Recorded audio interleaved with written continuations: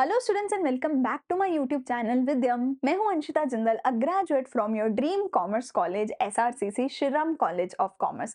आज है हमारा आखिरी और one short lecture class 12th business studies के चैप्टर कंज्यूमर प्रोटेक्शन का, जिसके साथ तुम्हारा पूरा सिलेबस होने वाला है समाप्त। आखिरी वीडियो है 12th बिजनेस स्टडीज की। पूरा लेक्चर देखने से पहले कॉमेंट सेक्शन में जरूर जाके लिखना I will complete this lecture, I will complete this chapter, ताकि तुम्हें मोटिवेशन मिले पूरा चैप्टर एंड तक सुनने की। तो अगर मेरे बाकी सारे लेक्चर्स देखने हैं तो नीचे प्लेलिस्ट का लिंक है डिस्क्रिप्शन में, वहां से जाके देख सकते हो। इस वन शॉट वीडियो में शुरू से लेके एंड तक हर टॉपिक डिटेल में पढ़ा दूंगी आधे घंटे के अंदर कंज्यूमर प्रोटेक्शन चैप्टर का। जल्दी से लेक्चर को करते हैं स्टार्ट। सबसे पहले समझते हैं भैया कंज्यूमर प्रोटेक्शन क्या है, क्यों जरूरी है, सब कुछ आज के वीडियो में बेसिक ही हम समझेंगे, ठीक है।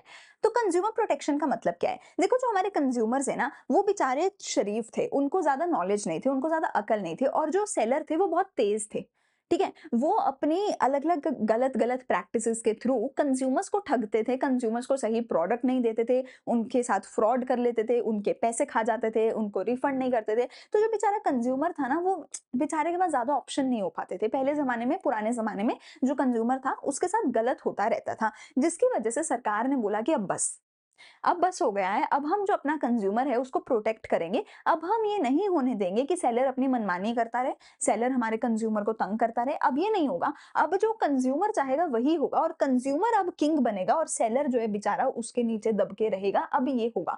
तो सरकार ने कंज्यूमर प्रोटेक्शन पे बहुत ज्यादा फोकस किया कुछ सालों से, ठीक है। तुम्हारे बचपन में नहीं होता होगा, मतलब मैं तुमसे कितना 4-5 साल बड़ी हूँ, तो मेरे बचपन में हमने ये बहुत ज्यादा देखा है कि कंज्यूमर प्रोटेक्शन की जो एड्स होती थी, बहुत ज्यादा एड आती थी टीवी पे, बहुत ज्यादा कंज्यूमर प्रोटेक्शन की, ठीक है। जागो ग्राहक जागो, मतलब ऐसे करके एड आती थी जो बहुत ज्यादा थी, ठीक है, बहुत रेगुलर आती होती थी। सो जो सरकार है उसने काफी ज्यादा स्टेप्स उठाए कंज्यूमर प्रोटेक्शन के लिए, एंड आज के डेट में जो कंज्यूमर है is way more protected than जो पहले होता था। सो पहले क्या प्रॉब्लम्स कंज्यूमर को फेस करनी पड़ती थी, क्या क्या गलत करते थे सेलर्स विद द कंज्यूमर्स, वो सब समझेंगे। And then we will understand कि क्यों कंज्यूमर प्रोटेक्शन की जरूरत हमें पड़ी, ठीक है। सो कंज्यूमर प्रोटेक्शन क्या है? एक एक्ट है of providing the adequate protection to the consumer against unscrupulous, exploitative, unfair practices of the manufacturer, trader, seller, service provider। चाहे कोई भी तरीके का बिजनेसमैन हो, ठीक है, चाहे तुम मैन्युफैक्चर करते हो, चाहे सिर्फ बाइंग एंड सेलिंग करते हो, चाहे तुम रिटेलर हो, होलसेलर हो, चाहे तुम कोई सर्विस देते हो, है ना, टीचर की, डॉक्टर की, किसी भी तरीके की अगर तुम सर्विस दे रहे हो या प्रोडक्ट बेच रहे हो या बना रहे हो, तुम कंज्यूमर के साथ गलत नहीं कर सकते। तुम फाइनल कंज्यूमर के साथ गलत नहीं कर सकते। हम हर तरीके के बिजनेसमैन से अपने कंज्यूमर को प्रोटेक्ट करेंगे, ठीक है। हर तरीके के बिजनेसमैन के अगेंस्ट कंज्यूमर को प्रोटेक्ट करेंगे। किसी को भी कुछ भी गलत अपने कंज्यूमर के साथ नहीं करने देंगे। सो क्यों जरूरी है भैया कंज्यूमर प्रोटेक्शन? क्योंकि पहले एडल्ट्रेटेड, मतलब मिलावटी चीजें बेची जाती थी, ठीक है। इंफीरियर सब्सटेंसेस उनमें मिला दिए जाते थे और फिर प्रोडक्ट बेच दिया जाता था। मतलब बोला तो जाता था मेरा प्रोडक्ट बहुत अच्छा है, पर उसमें गंदे मसाले, गंदे तेल, दूध में पानी मिलाना, मिलावटी चीजें बेची जाती थी, जो कस्टमर के लिए गलत था। और इसके अगेंस्ट सरकार ने स्टेप उठाए हैं, ठीक है। इसके अगेंस्ट कंज्यूमर को प्रोटेक्ट करना है, ठीक है।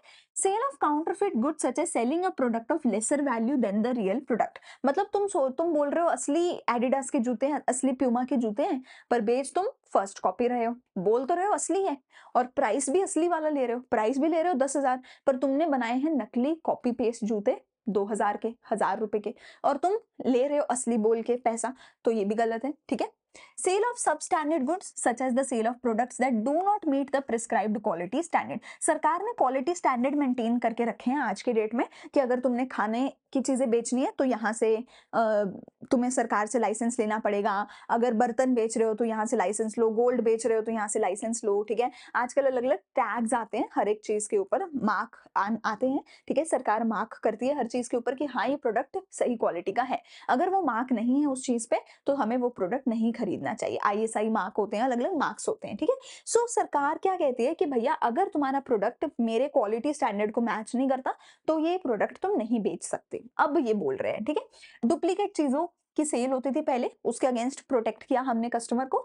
मैल functioning weights and measures that lead to under weight of product. ये तो होता ही है कि बोल तो रहे हैं 10 किलो का प्रोडक्ट है, कस्टमर को सामने वेट करके भी दिखा दोगे, देखो 10 किलो का है, पर एक्चुअल में होता नहीं है। एक्चुअल में हर जगह फ्रॉड चल रहा होता है। एक्चुअल में 10 किलो की जगह होता 8 किलो का ही प्रोडक्ट है। अब कस्टमर बेचारा ट्रस्ट करके ले जाता है चीज, ठीक है ना? सो कस्टमर के साथ ये भी गलत होता है। ब्लैक मार्केटिंग करी जाती थी, ठीक है? Hoarding that eventually leads to scarcity of product, ठीक है? तो पहले ये तो चलो आज भी काफ़ी हद तक चलता है कि प्याज के साथ बहुत ज़्यादा होता है। प्याज को इकट्ठा करके वेयर हाउस में छुपा के रख लेते हैं। जब प्याज की शॉर्टेज हो जाती है, तो प्याज के प्राइसेज़ बढ़ जाते हैं क्योंकि शॉर्टेज हो गई। फिर ब्लैक मार्केटिंग में फिर बेचने लग जाते हैं, ठीक है?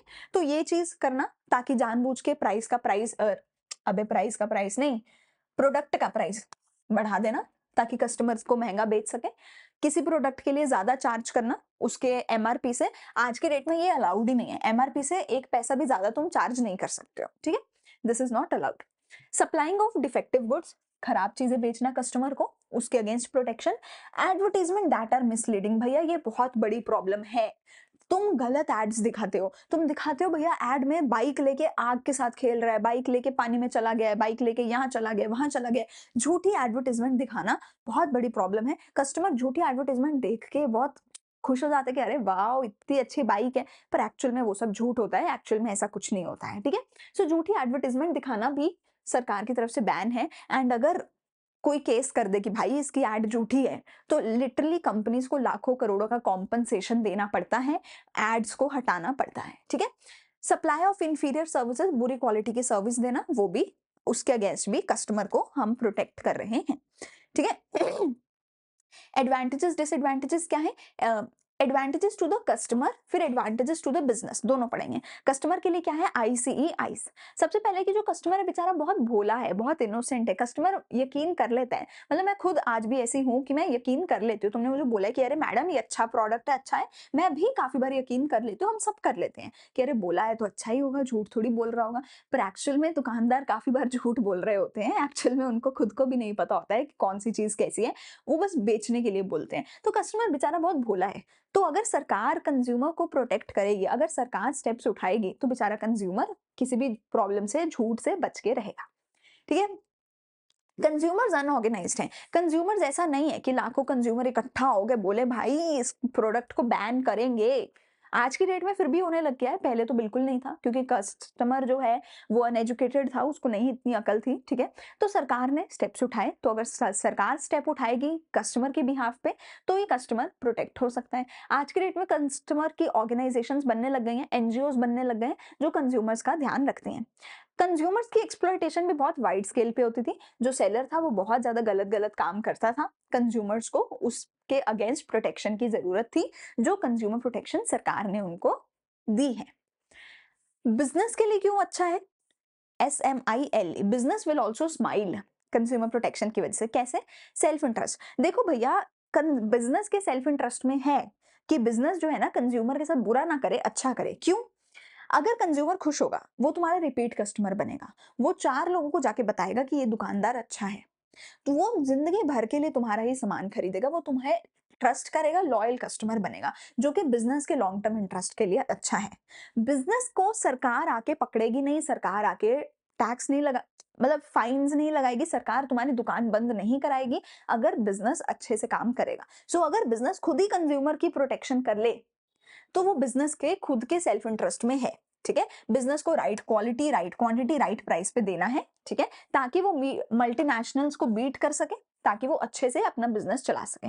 मॉरल जस्टिफिकेशन, यार इंसानियत नाम की भी तो कोई चीज होती है कि नहीं होती है? मतलब अगर मैं तुम्हारे साथ तुम्हें झूठ बोल के कुछ सामान बेच रही हूँ, गलत तो है, इलीगल तो है, अरे मेरा भी तो जमीर है, मेरे अंदर भी तो इंसानियत है कि नहीं? वो तो गलत ही है ना। मैं तुम्हें झूठ बोल के अगर बेच रही हूँ, पैसे के लिए अपना ज़मीर तो नहीं बेचूँगी ना। तो इंसानियत नाम की चीज़ होती है भैया। अगर तुम्हारे अंदर मॉरल ड्यूटी है, अगर इंसानियत है, तो प्लीज़ गलत काम मत करो, ठीक है? फिर है इंटरवेंशन ऑफ सरकार। सरकार भैया बीच में आएगी, तुम्हारी दुकान बंद कराएगी, तुम्हें डंडे मारेगी, तुम्हें फाइन दे देगी अगर तुमने कुछ गलती करी। तो अगर सरकार से बच के रहना चाहते हो, तो कंज्यूमर प्रोटेक्शन खुद ही कर लो। And lastly long term interest of business, जो मैंने बोला कि कस्टमर रिपीट कस्टमर बन जाएगा, बार बार तुम्हारा ही सामान खरीदेगा। एंड तुम देखो, बहुत सारी कंपनीज है, रिलायंस की हैं, टाटास की हैं, अडानीज की हैं, जो 100 150 200 साल से चली आ रही है। आजादी से पहले से कंपनीज चलती आ रही हैं, आज भी चल रही हैं। क्यों? क्योंकि वो सारे कंज्यूमर्स के साथ गलत नहीं करते थे, अच्छा करते थे। इसीलिए वो कंपनीज 150 साल से चली आ रही है। बायजूस है, अब बायजूस के अगेंस्ट कस्टमर्स भी सारे इकट्ठे हो गए और बायजूस बंद हो गई 10 साल के अंदर अंदर। क्यों? क्योंकि वो कस्टमर प्रोटेक्शन भी नहीं कर रही थी। और भी चलो काफ़ी प्रॉब्लम्स थी उनकी, फाइनेंशियल प्रॉब्लम्स थी, बहुत सारी थी, बट कस्टमर्स और एम्प्लॉइज़ बहुत उनके गाली देते थे कि भाई तू हमारे साथ फ्रॉड कर रहा है, तुम हमारे साथ ऐसे कर रहे हो, ऐसे कर रहे हो। सो अगर तुम कस्टमर के साथ गलत करोगे, 10 साल के अंदर-अंदर बायजूस बंद हो गई, जबकि वो कितना $22 बिलियन की कंपनी बन गई थी। वर्सेस हमारे पास रिलायंस और टाटा है जो 150 सालों से चली आ रही कंपनीज़ हैं बहुत सारी। तो अगर तुम्हें 10 साल में बंद नहीं कराना, अगर 150 सालों तक चलाना है, तो कस्टमर के साथ अच्छा करो, तभी चला सकते हो, वरना नहीं चला सकते हो, ठीक है? Entrepreneur growth with social justice, again तुम्हारी खुद की पर्सनल ग्रोथ होगी, सोशल जस्टिस होगा, सोसाइटी तुम्हें लव करेगी, प्यार करेगी, सोसाइटी तुम्हारा बिजनेस को बढ़ाने में मदद करेगी, अगर तुम कंज्यूमर प्रोटेक्शन करोगे तो, ठीक है? सो ये तो हो गए कुछ बेसिक टॉपिक्स। अब आगे मेरे पास आएगा मेरा मेन टॉपिक जो कि है कंज्यूमर प्रोटेक्शन एक्ट 1986, कि बेसिकली सरकार ने 1986 में एक एक्ट ही पास कर दिया कंज्यूमर को प्रोटेक्ट करने के लिए, जिसके अंदर ये सारी कंज्यूमर प्रोटेक्शन हुई है। वो एक्ट क्या था, क्यों था, उसके अंदर क्या करा गया, क्या नहीं करा गया, वो सब एक-एक करके पढ़ेंगे, ठीक है? फीचर्स एंड सब कुछ एक-एक करके हम पढ़ेंगे। तो क्या था ये एक्ट? ये जो एक्ट था 1986 में बनाया गया था, ये क्यों था? ताकि हम प्रोटेक्ट कर सके, प्रमोट कर सके अपने कंज्यूमर्स के इंटरेस्ट को through speedy and inexpensive redressal of the grievance. Grievance मतलब जो भी प्रॉब्लम है, जो भी केस है किसी भी कस्टमर का, कि कस्टमर बोल रहा है भैया मुझे यहाँ पे रिलीफ चाहिए, यहाँ पे मेरे साथ फ्रॉड हुआ है, तो उन सभी प्रॉब्लम्स को सुनना सुनना और सस्ते में और जल्दी से जल्दी हर केस को सॉल्व करना कस्टमर्स के लिए, ताकि कस्टमर्स प्रॉब्लम में ना रहें, कस्टमर्स का सॉल्यूशन उनको मिल जाए। ठीक है? तो इस चीज के लिए हम सीपीए लेकर आए। ठीक है? सीपीए में क्या था? सबसे पहले कंज्यूमर कौन है? सबसे पहले देखो, हु इज अ कंज्यूमर। अरे भैया ऐसे थोड़े ना कोई भी उठ के बोल देगा भाई मैं कंज्यूमर हूँ, मैं केस करना चाहता हूँ इसके ऊपर, मैं कंज्यूमर हूँ, मैं केस करना चाहता हूँ इसके ऊपर। ऐसे नहीं होता। हो भी कंज्यूमर की नहीं, ये देखो, क्योंकि एक्ट का नाम है कंज्यूमर प्रोटेक्शन एक्ट, तो जो कंज्यूमर होगा सिर्फ उसी को प्रोटेक्शन मिलेगी, ऐसे राह चलते किसी को भी प्रोटेक्शन नहीं मिल जाएगी। तो क्या तुम कंज्यूमर हो? कंज्यूमर कौन है? जिसने कोई भी सामान खरीदा है, जिसने कोई भी सामान खरीदा है कुछ पेमेंट करके, which has been paid or promised or partly paid and partly promised or under any scheme of deferred payment। अगर तुमने कुछ पैसा देके कुछ सामान खरीदा है तो ही तुम कस्टमर हो। या तो पूरा ही पैसा दे दिया और सामान खरीद लिया, या थोड़ा सा पैसा दे दिया, आधा पैसा दे दिया और बोला आधा मैं बाद में दे दूंगा, प्रॉमिस किया कि आधा बाद में दूंगा और सामान खरीद लिया, तो भी तुम कस्टमर हो। या फिर तुमने बोला डेफर्ड पेमेंट करूंगा, मतलब इंस्टॉलमेंट में पेमेंट कर दूंगा, मैं फ्यूचर में पेमेंट कर दूंगा, और सामान खरीद लिया, तो भी तुम कस्टमर हो। ऐसा नहीं हो सकता कि तुमने सामान तो खरीद लिया, पैसा दिया नहीं और बोल रहे हो हाँ मैं कस्टमर हूं। अरे नहीं भैया, ऐसे नहीं। या तो सामान खरीदा पूरा पैसा दे दिया, या आधा पैसा दे दिया, या बोला इंस्टॉलमेंट में पेमेंट करूंगा। ठीक है? मतलब पैसा होना चाहिए उस ट्रांजेक्शन में। ठीक है ना? इन रिटर्न तुम्हें कुछ पेमेंट करनी पड़ेगी और सामान खरीदना पड़ेगा, तभी कस्टमर हो, वरना नहीं हो। ठीक है? It does not include a person who obtain goods for resale और एनी कमर्शियल पर्पस। अगर मैं एक बिजनेसमैन हूं, मैंने अपने बिजनेस के लिए सामान खरीदा था, तो मैं कस्टमर नहीं हूं। मतलब जैसे ये जो पूरा स्क्रीन है हमारी, हमने ये स्क्रीन को अपने बिजनेस के पर्पज से खरीदा है, तो मैं इस स्क्रीन के लिए कोर्ट में नहीं जा सकती। क्यों? क्योंकि भैया मैंने बिजनेस पर्पज से खरीदा है, तो मैं कस्टमर नहीं मानी जाऊंगी, मैं कंज्यूमर में नहीं काउंट होंगी। ठीक है? अच्छा जी, और कौन कौन हो सकता है हमारा कंज्यूमर? देखो, अगर सामान मैंने खरीदा था और ये मेरा भाई है, मेरे बिहाफ पे मेरा भाई जो है वो उस प्रोडक्ट को यूज कर रहा था, मतलब एक फोन खरीदा मैंने था, पर वो फोन मैंने अपने भाई को गिफ्ट कर दिया, तो जिसने खरीदा था उसके परमिशन से अगर कोई और उस प्रोडक्ट को यूज कर रहा है, तो वो इंसान भी कंज्यूमर कहलाएगा। समझ रहे हो? सामान मैंने खरीदा था, पर मैंने अपने भाई के लिए खरीदा था, तो मेरे परमिशन से मेरा भाई वो फ़ोन यूज़ कर रहा है, तो मेरा भाई भी एक कंज़्यूमर की कैटेगरी में आएगा। मेरा भाई can also file a complaint, can also be considered a consumer under the CPA. ठीक है जी? सो जिसने प्रोडक्ट खरीदा वो तो है, जिसने कोई सर्विस खरीदी वो तो है, जिसने खरीदी उसके कंसेंट से, उसके परमिशन से अगर कोई और उस प्रोडक्ट को यूज़ कर रहा है, तो वो भी कंज़्यूमर की कैटेगरी में आएगा। ठीक है? Who can file a complaint? कौन-कौन कंप्लेंट फाइल कर सकता है? जो कंज्यूमर खुद है, वो कंप्लेंट फाइल कर सकता है। अगर कोई कंज्यूमर एसोसिएशन है, आजकल बहुत सारे एनजीओज़ आ गए हैं, बहुत सारे एसोसिएशंस आ गए हैं कंज्यूमर को प्रोटेक्ट करने के लिए। वो कंज्यूमर के बिहाफ पे कंप्लेंट फाइल कर सकते हैं। किसी भी सेंट्रल गवर्नमेंट या स्टेट गवर्नमेंट के पास ये हक है कि वो कंज्यूमर के बिहाफ पे कोर्ट में कंप्लेंट फाइल कर सकते हैं। एक या एक से ज्यादा कंज्यूमर्स मिलके लाखों लोगों, बहुत सारे कंज्यूमर्स के बिहाफ पे कंप्लेंट फाइल कर सकते हैं। ठीक है? किसी का लीगल हायर, किसी का रिप्रेजेंटेटिव हो, किसी मरे हुए बेचारे कंज्यूमर का, ठीक है, कोई कंज्यूमर था, उसकी डेथ हो गई, तो उसका जो भी लीगल हायर होगा, जो भी रिप्रेजेंटेटिव होगा, वो उसके बिहाफ पे कंप्लेंट फाइल कर सकते हैं। ठीक है? तो ये लोग कंप्लेंट फाइल कर सकते हैं। कंप्लेंट आपको 3 महीने के अंदर-अंदर फाइल करनी पड़ेगी गुड्स के या सर्विसेज के खरीदे हुए के टाइम के अंदर। ठीक है? And if some testing of the product is needed, तो फिर 5 महीने के अंदर-अंदर आपको कंप्लेंट फाइल करनी पड़ेगी। तो जब भी आपने सामान खरीदा, उसके 3 महीने के अंदर कंप्लेंट फाइल करो। अगर कोई टेस्टिंग की जरूरत है, तो 5 महीने के अंदर-अंदर आपको कंप्लेंट फाइल करनी पड़ेगी। फीचर्स क्या-क्या है? हर तरीके की अंडरटेकिंग के ऊपर ये जो सीपीए एक्ट है लागू होता है। मतलब चाहे मेरा छोटा बिजनेस है, चाहे मेरा मीडियम साइज का, चाहे मेरा बहुत लार्ज स्केल का बिजनेस है, चाहे मेरी छोटी सी किराने की दुकान ही क्यों ना हो, हर तरीके के हर तरीके के बिजनेस के ऊपर ये जो सीपीए एक्ट है ये लागू होता है। अच्छा, दूसरी चीज, चाहे कोई एक मैन्युफैक्चरर हो, एक ट्रेडर हो, एक सेलर हो, चाहे वो सर्विस प्रोवाइडर हो, हर तरीके के बिजनेस के अगेंस्ट कंप्लेंट फाइल करी जा सकती है। ठीक है? मैं आपको एक बार थोड़ा सा बता देती हूँ। तो अगर मेरा बिजनेस बहुत छोटा है या मेरा बिजनेस बहुत बड़ा है, हर हर तरीके के बिजनेस के अगेंस्ट कंप्लेंट फाइल हो सकती है। चाहे मैं एक मैन्युफैक्चरर हूँ, चाहे मैं एक ट्रेडर हूँ, चाहे मैं एक सेलर हूँ, चाहे मैं एक सर्विस प्रोवाइडर हूँ, हर तरीके के बिजनेस के अगेंस्ट कंप्लेंट फाइल करी जा सकती है। ठीक है? सर्विस प्रोवाइडर हैं चाहे हम, हर तरीके के बिजनेस के अगेंस्ट कंप्लेंट फाइल करी जा सकती है। अगली चीज, चाहे मेरा बिजनेस पब्लिक सेक्टर में ही क्यों ना हो, चाहे मेरा बिजनेस प्राइवेट सेक्टर में ही क्यों ना हो, हर तरीके के बिजनेस के अगेंस्ट कंप्लेंट फाइल करी जा सकती है। तो बेसिकली मैंने किसी भी तरीके के बिजनेस को छोड़ा नहीं है। ठीक है? मैं कह रही हूँ मेरा बिजनेस बहुत छोटा है, मेरा बिजनेस बहुत बड़ा है, मैं अपने बिजनेस में मैन्युफैक्चर करती हूँ, ट्रेड करती हूँ, मतलब बाइंग एंड सेलिंग, सेलिंग करती हूँ, होलसेलर रिटेलर कुछ भी हो, या मैं सर्विसेज देती हूँ, है ना, या गुड्स दे रही हूँ या सर्विसेज दे रही हूँ, और मेरे अगेंस्ट कंप्लेंट फाइल हो सकती है। चाहे मैं सरकारी या मैं प्राइवेट सेक्टर में बिजनेस करती हूँ, मेरे अगेंस्ट कंप्लेंट फाइल करी जा सकती है। मतलब हमने किसी भी तरीके के बिजनेस को छोड़ा नहीं है, छूट नहीं दी है, हर बिजनेस के अगेंस्ट कंप्लेंट फाइल करी जा सकती है। ठीक है?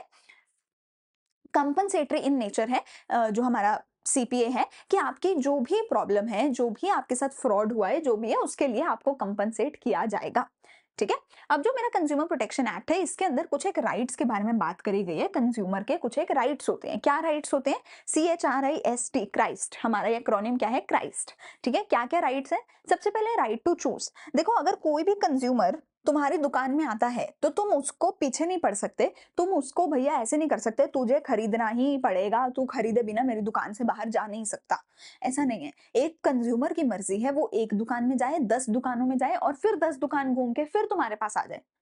तुम उसको रोक नहीं सकते, अरे मेरी दुकान में आ गया, मेरा ही खरीदेगा, अरे तू तो छोड़ के चला गया था, अब मैं नहीं करूंगा। नहीं, कंज्यूमर के पास चॉइस है कि वो चूज कर सकता है। वो हजारों कैटेगरीज, हजारों वैरायटी की चीजें देख सकता है, कॉम्पिटिटिव प्राइसेस देख सकता है, तुम्हारे सारे कॉम्पिटिटर्स के पास आके घूम सकता है, जाके देख सकता है, सबकी क्वालिटी, ब्रांड, प्राइस, साइज सब कुछ चेक कर सकता है, और फिर जाके अपनी चॉइस बनाए। ये पूरा पूरा अलाउड है कंज्यूमर को। तुम धक्का नहीं कर सकते, मेरा ही सामान खरीदो, ऐसा नहीं है। कंज्यूमर के पास पूरी चॉइस है, जहां से मर्जी जो मर्जी वो खरीद सकता है।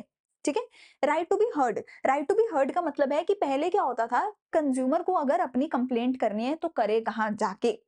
आज की डेट में कंज्यूमर अगर कंप्लेंट करेगा, उसकी कंप्लेंट सुनी जाएगी स्पेशल कोर्ट्स में, जिनकी हम आगे बात करेंगे। कंज्यूमर्स के लिए स्पेशल आज की डेट में हमने कोर्ट्स बनाई है, स्पेशल सिस्टम बनाया है, जहां पे जाके कंज्यूमर बोल सकता है, अपना केस फाइल कर सकता है और उसका केस सुना जाएगा। कंज्यूमर का जो केस है, कंज्यूमर की जो डिससैटिस्फैक्शन है, जो भी प्रॉब्लम है, वो सुनी जाएगी। आज की डेट में कंज्यूमर के पास ये ऑप्शन है। उसके जो भी ग्रीवियंस है, उसके लिए हमने अलग-अलग ग्रीवियंस सेल सेटअप करे हैं। डिस्ट्रिक्ट लेवल पे, स्टेट लेवल पे, नेशनल लेवल पे, जिसकी आगे हम बात करेंगे। वो जो कोर्ट्स हैं, एक तरीके से जो कोर्ट है, वहां पे जाके कंज्यूमर अपना केस फाइल कर सकता है और कंज्यूमर का केस सुना जाएगा।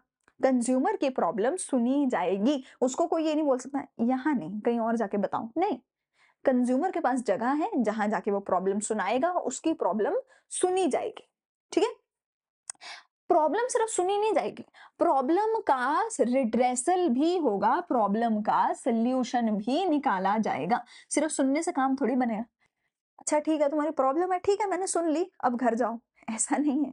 प्रॉब्लम सुनी भी जाएगी, प्रॉब्लम का सॉल्यूशन भी दिया जाएगा कि अच्छा 2 महीने के अंदर-अंदर तुम्हें रिफंड मिल जाएगा, तुम्हें ये मिलेगा, तुम्हें वो मिलेगा, तुम्हें तुम्हारी प्रॉब्लम का सॉल्यूशन भी मिलेगा। तो अगर कंज्यूमर कोर्ट में जाता है, अपनी प्रॉब्लम लेके जाता है, सारे प्रूफ लेके जाता है, तो उसको कॉम्पेंसेशन दिया जाएगा, जो भी मिले उसको। रिप्लेसमेंट मिले, रिफंड मिले, कोई डिफेक्ट को रिमूव करके दिया जाए, है ना? रिप्लेस करके दिया जाए, रिपेयर करके दिया जाए, कॉम्पेंसेट करके दिया जाए, रिफंड दिया जाए, जो भी दिया जाए, सब कुछ मिलेगा हमारे कंज्यूमर को। फिर है right to be informed. Consumer को पूरा हक है कि जो भी प्रोडक्ट वो खरीद रहा है, उसको उस प्रोडक्ट का सब कुछ पता होना चाहिए। उस प्रोडक्ट का इंग्रेडिएंट क्या है, डेट ऑफ मैन्युफैक्चर क्या है, डेट ऑफ एक्सपायरी क्या है, कैसे यूज करना है, प्राइस क्या है, एमआरपी क्या है ना? ईच एंड एवरीथिंग कंज्यूमर को पता होनी चाहिए। इसीलिए लेबल लगाना, लेबल के अंदर सब कुछ सच बताना आज की डेट में कंपलसरी है। हर एक कंपनी अपने लेबल में सब कुछ बताती है अपने प्रोडक्ट के बारे में। सो वो कंपलसरी है कि इंफॉर्मेशन होनी चाहिए, कंप्लीट इंफॉर्मेशन होनी चाहिए कंज्यूमर के पास, जो भी वो प्रोडक्ट खरीद रहा है उसकी। फिर है राइट टू बी सेफ्टी। तुम ऐसा नहीं कर सकते कि कुछ भी बना के दे दिया। कुकर है, जैसे कुकर फट सकता है ना? रसोड़े में कौन था, कुकर फट गया, है ना? कुकर में ब्ला ब्ला जो भी था, है ना? चलो, तो तुम ऐसा प्रोडक्ट नहीं बना सकते भैया, जिससे कि कंज्यूमर की लाइफ, कंज्यूमर की जिंदगी पे खतरा हो। You can't make such products. ठीक है। सो कंज्यूमर की सेफ्टी को तुम्हें सबसे पहले ध्यान में रखना है। अच्छा बना रहे हो, बुरा बना रहे हो, एटलीस्ट ऐसा नहीं होना चाहिए जो कंज्यूमर की लाइफ, कंज्यूमर की हेल्थ पे डेंजरस हो, अनसेफ हो। कोई भी ऐसा इलेक्ट्रिकल प्रोडक्ट है, कुछ भी है, उनके लिए आईएसआई मार्क्स होते हैं टू मेक श्योर कि वो सही क्वालिटी के हैं। ठीक है। टू मेक श्योर कि वो सही क्वालिटी के हैं एंड वो कंज्यूमर के लिए हार्मफुल नहीं है, कंज्यूमर के लिए टोटली सेफ है। ये चीज भी, इस चीज का राइट है कंज्यूमर को। ठीक है। फिर है राइट टू कंज्यूमर एजुकेशन। तो आज की डेट में जो कंज्यूमर है उसके पास एजुकेशन है, जो कि कौन देता है? बहुत सारी बिजनेस ऑर्गेनाइजेशंस खुद ही देती हैं, बहुत सारे एनजीओज होते हैं, बहुत सारी कंज्यूमर ऑर्गेनाइजेशंस बनती जा रही हैं जो कंज्यूमर्स को टाइम टू टाइम एजुकेट करती हैं। जैसे कि मैं तुम्हें बता रही हूँ, ग्राहक जागो, ये कैंपेन इतनी ज्यादा चलाई गई थी, इतनी ज्यादा एड आती थी इसकी कि मतलब कोई हद ही नहीं थी। ठीक है। इसका क्या मतलब है? वेकअप कंज्यूमर, वेकअप, उठो, देखो, जागो, अपने आसपास क्या क्या तुम्हारे साथ फ्रॉड हो रहे हैं वो देखो। ठीक है। सो कंज्यूमर को एजुकेट किया जाएगा हर चीज के बारे में। Who can file a complaint? अब ये तो हो गए सारे के सारे क्या, कंज्यूमर राइट्स। ठीक है। ये सारे के सारे क्या हो गए, कंज्यूमर राइट्स। ठीक है। जिसका मैंने तुम्हें आपको ऊपर एक्रोनियम भी करवा दिया था। ठीक है ना? एक्रोनिम में करवा दिया था। Choose, right to be heard, right to seek redressal, right to be informed, right to safety, right to consumer education. ये सारे राइट्स है कंज्यूमर के पास। ठीक है। सीपीए के अंडर अगला टॉपिक है कि कौन कौन कंप्लेंट फाइल कर सकता है। कोई भी कंज्यूमर, आई थिंक ये तो हमने कर लिया था पहले, है ना? कोई भी रजिस्टर्ड कंज्यूमर एसोसिएशन, कोई भी सेंटर या स्टेट गवर्नमेंट, कोई भी कर सकता है ऑन बिहाफ ऑफ कंज्यूमर, एक या मोर कंज्यूमर, या किसी डिकेस्ड कंज्यूमर का लीगल हायर, ये सारे कंप्लेंट फाइल कर सकते हैं। कंप्लेंट किसके पास फाइल करोगे? या तो डिस्ट्रिक्ट फोरम के पास, या तो स्टेट कमीशन के पास, या तो नेशनल कमीशन के पास। और अगर नेशनल कमीशन में भी तुम्हें प्रॉब्लम आई तो तुम कहां जा सकते हो? सुप्रीम कोर्ट के पास जा सकते हो। सो बेटा, अगर तुम्हारा केस है 20 लाख रुपए के अंडर का, तो डिस्ट्रिक्ट फोरम में जाओगे। अगर 20 लाख से लेके 1 करोड़ तक का तुम्हारा केस है तो तुम स्टेट कमीशन में जाओगे। या फिर मान लो 20 लाख का केस था, डिस्ट्रिक्ट फोरम में गए और तुम खुश नहीं हो कि नहीं यार, इसने मेरे साथ गलत किया है, तो तुम उस केस को आगे स्टेट कमीशन में लेके जा सकते हो। अगर तुम्हारा केस है ही 20 लाख से 1 करोड़ का, तो तुम सीधा ही स्टेट कमीशन के पास जाओगे। और फिर अगर स्टेट कमीशन ने तुम्हें सही नहीं दिया, स्टेट कमीशन ने तुम्हें सही जवाब नहीं दिया, तो उसके अगेंस्ट तुम अपील उसके अगेंस्ट अपील कहाँ करोगे? नेशनल कमीशन के पास अपील करोगे। अगर तुम्हारा केस है 1 करोड़ से ऊपर का, तो सीधा ही नेशनल कमीशन में जाओगे। या फिर अगर स्टेट कमीशन के अगेंस्ट अपील करनी है, वो भी नेशनल कमीशन में करोगे। अब तुम 1 करोड़ से ऊपर का केस था, ये जो भी था, और तुम नेशनल कमीशन में तुमने अपील करा और तुम वहां भी खुश नहीं हो, तो तुम सीधा अपने केस को सुप्रीम कोर्ट में लेके जा सकते हो, ठीक है? अगर तुम नेशनल कमीशन के ऑर्डर से खुश नहीं हो, if you are not satisfied with the orders of the national commission, तो तुम अपने केस को सुप्रीम कोर्ट में लेके जा सकते हो, ठीक है? तो तो तुम्हारे पास 3 कमीशन आ गए, डिस्ट्रिक्ट फोरम, स्टेट कमीशन और नेशनल कमीशन, ठीक है? इसका थोड़ा सा और डिटेल लिख लो, यहाँ पर मेंशन नहीं है। जो डिस्ट्रिक्ट फोरम है बेटा, इसको कौन सेटअप करता है? डिस्ट्रिक्ट फोरम है, इसको कौन सेटअप करता है? इसको सेटअप करती है हमारी स्टेट गवर्नमेंट। इसको कौन सेटअप करती है? हमारी स्टेट गवर्नमेंट। इसके अंदर आप 20 लाख से कम का कॉम्पनसेशन लेकर जाते हो, अमाउंट का अगर है तो। इसके अंदर जो मेंबर है, इसके अंदर एक चेयरमैन होना चाहिए और उसके साथ साथ 2 और लोग एटलीस्ट होने चाहिए, ठीक है? और इनमें से, इन तीनों में से एटलीस्ट एक जो है विमेन होनी कंपलसरी है। तो टोटल 3 लोग इसमें होने चाहिए, एक चेयरमैन होना चाहिए और 2 और लोग इसमें होने चाहिए, और इन तीनों में से एटलीस्ट एक तो जो है वो विमेन होनी ही चाहिए, कंपलसरी है, ठीक है? अगर बात करें स्टेट कमीशन की, तो 20 लाख से 1 करोड़ तक के केस देखेगी, या डिस्ट्रिक्ट फोरम के अगेंस्ट जो केस होगा वो यहाँ पे देखेंगे। इसको भी स्टेट गवर्नमेंट ही सेटअप करती है, इसको भी स्टेट गवर्नमेंट ही सेटअप करती है। इसके अंदर एक होना चाहिए प्रेसिडेंट और 2 और लोग होने चाहिए, और इन तीनों में से भी एक जो है विमेन होनी चाहिए, ठीक है? इसके अंदर एक चेयरमैन और 2 और तीनों में से एक, एटलीस्ट एक तो विमेन होनी ही चाहिए, एटलीस्ट एक है, एक से ज्यादा तो हो ही सकते हैं। इसमें एक होगा प्रेसिडेंट, 2 और तीनों में से एटलीस्ट एक विमेन होनी चाहिए। पर इसमें जो एक प्रेसिडेंट होगा वो कौन होगा? किसी एक हाई कोर्ट का जज जो है वो इसके अंदर प्रेसिडेंट की पोजीशन पे होना चाहिए। रही बात नेशनल कमीशन की, तो इसको कौन सेटअप करता है? इसको सेटअप करती है हमारी सेंट्रल गवर्नमेंट। नेशनल है ना भैया, इसको सेटअप करती है हमारी सेंट्रल गवर्नमेंट। इसमें एक प्रेसिडेंट होना चाहिए, जो हाई कोर्ट का नहीं, जो किसका जज होगा? सीधा जो किसका जज होगा? सुप्रीम कोर्ट का, ठीक है? एक इसके अंदर प्रेसिडेंट होना चाहिए, जो किसका जज होगा? सुप्रीम कोर्ट का। और इसके अंदर 4 और लोग होने चाहिए, 2 नहीं, कितने? 4 और लोग होने चाहिए, और इन पांचों में से एटलीस्ट एक तो विमेन होनी ही चाहिए, पांचों में से एटलीस्ट एक तो विमेन होनी ही चाहिए, ठीक है? तो मैं एक और बार बता रही हूं आपको, नेशनल कमीशन में एक प्रेसिडेंट होगा, 4 और लोग होंगे, जो प्रेसिडेंट होगा वो सुप्रीम कोर्ट का जज होगा, और इन पांचों में से एटलीस्ट एक औरत होनी जरूरी है। यहाँ पर 3 होंगे, 3 में से एटलीस्ट एक विमेन, 3 में से एटलीस्ट एक विमेन। यहाँ का जो प्रेसिडेंट है वो जज होना चाहिए हाई कोर्ट का। तो ये स्टेट गवर्नमेंट सेटअप करती है, ये भी स्टेट गवर्नमेंट सेटअप करती है, इसको सेंट्रल गवर्नमेंट सेटअप करती है। इसका 20 लाख तक का लिमिट है, इसका 20 लाख से 1 करोड़ का, इसका 1 करोड़ से ऊपर का। और अगर इससे भी खुश नहीं हो, नेशनल कमीशन से भी खुश नहीं हो, तो सीधा सुप्रीम कोर्ट में जा सकते हो। अब अगर तुम जाते हो अपना केस लेके, तो तुम्हें क्या क्या मिलेगा? तुम्हारे प्रोडक्ट में अगर कोई डिफेक्ट होगा, तो तुम्हारे प्रोडक्ट को रिपेयर करके दिया जाएगा, उसका वो डिफेक्ट रिमूव करके दिया जाएगा। मतलब देखो, अगर तुम अपनी प्रॉब्लम लेके जाते हो, तो जरूरी नहीं है यही होगा, मतलब there can be plenty of options, कि तुम्हें बहुत सारे ऑप्शंस हो सकते हैं कि इनमें से कोई भी एक सोल्यूशन होगा। हर प्रॉब्लम यूनिक होती है, हर प्रॉब्लम का यूनिक सोल्यूशन होगा। So they can be plenty of solution. उसमें से कुछ कुछ एक सोल्यूशन की हम बात कर लेते हैं कि क्या क्या सोल्यूशन हो सकते हैं। तुम्हारा सोल्यूशन क्या होगा वो तुम्हारे केस पे डिपेंड करेगा। एक सोल्यूशन क्या है कि तुम्हें प्रोडक्ट रिपेयर करके दिया जाए, जो भी तुम्हारे प्रोडक्ट में डिफेक्ट है वो ठीक करके दिया जाए, ये ऑर्डर कोर्ट दे सकती है। दूसरा क्या है? रिप्लेस ही कर दो भैया और एकदम नया शानदार प्रोडक्ट आपको दे दो जिसमें कोई भी डिफेक्ट ना हो। दूसरा ये है। तीसरा क्या होगा कि भैया तुम्हें प्रोडक्ट नहीं चाहिए, तुम कह रहे हो मुझे प्रोडक्ट चाहिए ही नहीं, तुम मुझे सीधा सीधा रिफंड करके दे दो, मुझे तुम्हारा प्रोडक्ट चाहिए नहीं, तुम अपना प्रोडक्ट अपने पास रखो, मैंने इतना पैसा दिया था, मुझे मेरा पूरे का पूरा पैसा तुम कर दो रिफंड। अगला क्या हो सकता है, अगर कोई कॉम्पनसेशन है भैया कि हमारा जो कंज्यूमर है उसको कुछ लॉस हुआ है सेलर की वजह से, तो जितना भी उसको लॉस हुआ है वो सारे का सारा कॉम्पनसेशन उसको मिले। अच्छा ये भी होता है कि मैंने बोला कि भैया तेरी वजह से मेरे को केस करना पड़ा, इस केस के चक्कर में मेरा इतना पैसा खर्च हो गया वकीलों को देने में इस चीज को, तो मेरे को वो भी सारा कंपनसेट करके दो जो मेरा केस करने में खर्च हुआ है। तो वो कॉम्पनसेशन भी सेलर देता है कस्टमर को, ठीक है।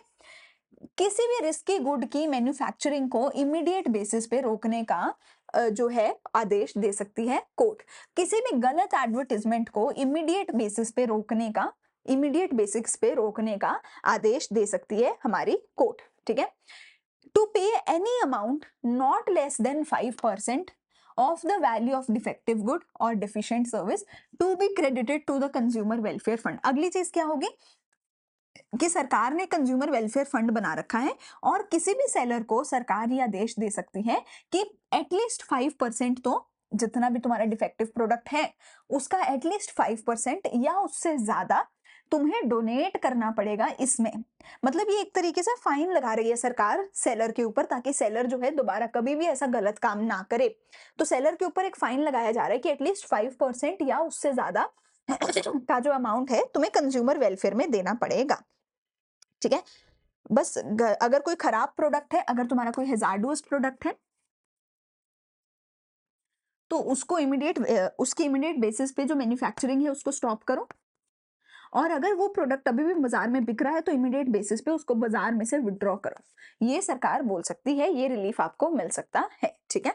अगली चीज मेरे पास यहाँ पे आते हैं कि भैया कंज्यूमर के पास सिर्फ राइट नहीं, कंज्यूमर के पास कुछ रिस्पॉन्सिबिलिटी भी होनी चाहिए। क्योंकि देखो अब एज ए टीचर मैं तुम्हें पढ़ा दूंगी, लेकिन पढ़ना तो तुम्हारे हाथ में ना, पढ़ना तो तुम्हें पड़ेगा। वैसे ही सरकार तो अपनी तरफ से कंज्यूमर को प्रोटेक्ट कर लेगी, पर कंज्यूमर को भी तो अपने आप से कुछ तो थोड़ा बहुत तो रिस्पॉन्सिबिलिटी दिखाना पड़ेगा ना, थोड़ा बहुत तो रिस्पॉन्सिबिलिटी लेनी पड़ेगी ना। तो कंज्यूमर को राइट तो दे दिया, कंज्यूमर को बोला कि हाँ भैया आके केस करो, हम सुनेंगे, हम हेल्प करेंगे, पर at the same time consumer को रिस्पॉन्सिबिलिटीज भी दी हैं। क्या रिस्पॉन्सिबिलिटी है, तुम अवेयर रहो, आंखें बंद करके किसी के भी फ्रॉड में आ मत जाओ, थोड़ा दिमाग को खोलो, आंखों को खोलो, सोच समझ के डिसीजन लो, थोड़े अवेयर रहो, जागो ग्राहक जागो, ठीक है।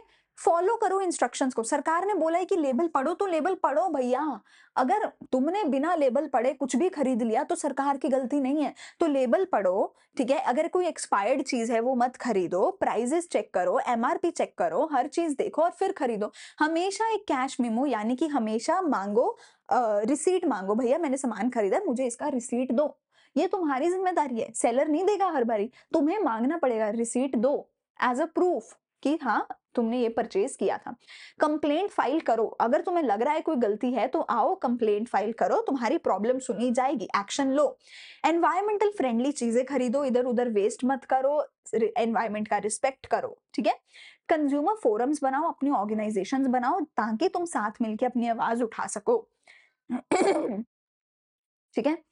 जिन प्रोडक्ट्स पे ये सारे मार्क्स लगे हुए हैं, जैसे कि एफपीओ मार्क है फूड प्रोडक्ट्स पे, हॉल मार्क है ज्वेलरी के ऊपर, आईएसआई मार्क है इलेक्ट्रॉनिक गुड्स के ऊपर, ठीक है। ऐसे ऐसे अलग अलग मार्क्स सरकार लगाती है अलग अलग गुड्स के ऊपर। जिन गुड्स पे वो मार्क्स लगे हुए हैं सिर्फ उन्हीं गुड्स को खरीदो, जिनके ऊपर ये मार्क्स नहीं लगे हुए, जैसे अगर इलेक्ट्रॉनिक प्रोडक्ट है उसके ऊपर आईएसआई मार्क नहीं लगा हुआ तो तुम उसको मत खरीदो। क्यों? क्योंकि ये जो मार्क्स है ये क्वालिटी स्टैंडर्ड बताते हैं कि भैया ये प्रोडक्ट सही है, क्योंकि सरकार ने इसके ऊपर आईएसआई मार्क लगाया है। तो अगर ये मार्क नहीं लगा हुआ उस प्रोडक्ट को मत खरीदो, वही खरीदो जिसका क्वालिटी ये है, ठीक है। तो कंज्यूमर अपनी रिस्पॉन्सिबिलिटी भी समझे, तो कंज्यूमर की रिस्पॉन्सिबिलिटी, कंज्यूमर के राइट्स, कंज्यूमर को क्या क्या रिड्रेसल मिल सकता है, ये सब हमने पढ़ लिया। एक आखिरी टॉपिक मेरे पास क्या आता है, role of NGOs in consumer protection, की जो हमारे एनजीओज हैं, नॉन गवर्नमेंट ऑर्गेनाइजेशंस हैं, आजकल बहुत सारी बन गई हैं, वो कैसे कंज्यूमर को प्रोटेक्ट कर सकती हैं। तो वो पार्सल देके, पार्सल हमारा एक्रोनियम है, ऐसे कंज्यूमर को प्रोटेक्ट कर सकते हैं। सबसे पहली चीज है वो टाइम टू टाइम पब्लिश करते रहे अलग अलग आर्टिकल्स, अलग अलग मैगजीन्स में कंज्यूमर की प्रॉब्लम्स के बारे में, लीगल लॉज के बारे में, क्या रिलीफ अवेलेबल है, क्या मैटर ऑफ इंटरेस्ट है, इन चीजों के बारे में NGO time to time publish करती हैं, सो दैट कंज्यूमर को सब कुछ इन्फॉर्म रहे, ठीक है। कंज्यूमर को एजुकेट करती है, कंज्यूमर को ट्रेन करती है, सेमिनार्स वर्कशॉप्स लगाते हैं ताकि अगेन कंज्यूमर एजुकेटेड रहे, ठीक है। कंज्यूमर्स को रिप्रेजेंट करती है। कंज्यूमर कई बार खुद से ना केस नहीं फाइल कर पाता, तो कंप्लेंट फाइल करती हैं ऑन बिहाफ ऑफ कंज्यूमर, ठीक है। Carry out comparative testing of consumer product. अब कंज्यूमर हर बार टेस्ट नहीं करता, जैसे अभी बहुत चल रहा है पनीर वाला केस है ना, कि पनीर असली है पनीर नकली है। तो ये जो ऑर्गेनाइजेशंस होती हैं, ये कंज्यूमर्स के बिहाफ पे अलग अलग चीजों का टेस्ट करती हैं, ताकि कंज्यूमर को सही प्रोडक्ट मिल सके और जो खराब प्रोडक्ट है वो विड्रॉ किया जा सके। कंज्यूमर्स को एनकरेज करती है कि भैया तुम इन सभी चीजों से दूर रहो, इन सभी चीजों पे नजर रखो और इन सब चीजों के अगेंस्ट आवाज उठाओ। लीगल असिस्टेंस देती हैं अलग अलग कंज्यूमर्स को अलग अलग तरीके से, ठीक है। चलो, यहाँ पर ये पूरे का पूरा चैप्टर होता है खत्म। हमारे वन शॉट एंड आखिरी लेक्चर था। इसके बाद हमारी मुलाकात अब मे बी किसी दूसरे सब्जेक्ट में हो, किसी दूसरे क्लास में हो, पर 12th बिजनेस का सिलेबस यहाँ पे हो गया है खत्म। अगर पूरा लेक्चर देखा है तो डन लिख के जाना कमेंट सेक्शन में, मुझे बताना कि तुमने पूरा मेरा लेक्चर सुना है। अगर वीडियो अच्छी लगे तो please like share and subscribe जरूर करना। मिलेंगे कभी किसी और वीडियो में किसी और लेक्चर के साथ। Thank you, bye bye.